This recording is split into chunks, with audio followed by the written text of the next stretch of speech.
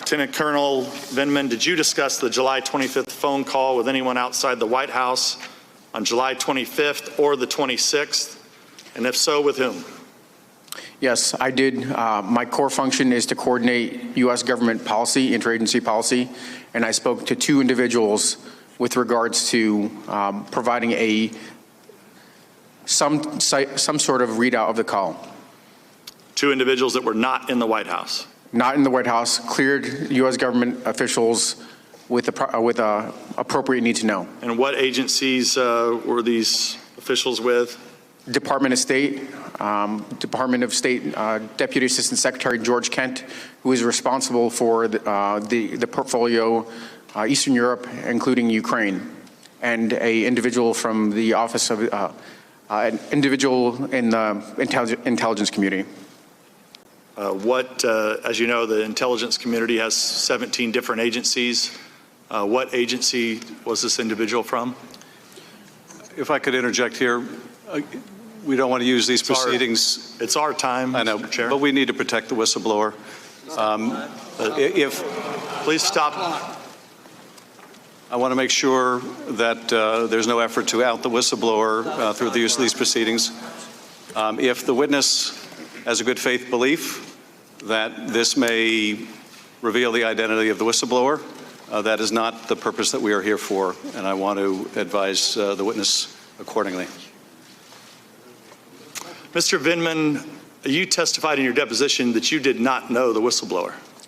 Ranking member, it's Lieutenant Colonel Vindman, please. Lieutenant Colonel Vindman, you testified in the deposition that you did not know who the whistleblower was, or is. I do not know who the whistleblower is. That is. So how is it possible for you to name these people and then out the whistleblower? Per the advice of my counsel, I've been advised not to answer specific questions about members of the intelligence community. Are you aware that this is the Intelligence Committee that's conducting an impeachment hearing? Of course I am. Wouldn't the appropriate place for you to come to testify would be the Intelligence Committee about someone within the intelligence community? Ranking member, per the advice of my counsel and the instructions from the chairman, I've been advised not to provide any specifics on who I've spoken to inside the intelligence community. What I can offer is that these were properly cleared individuals, or was a properly cleared individual with a need to know. Well, this is, I mean, you can plead the 5th, but you're here to answer questions, and you're here under subpoena. So you can either answer the question or you can plead the 5th. Excuse me.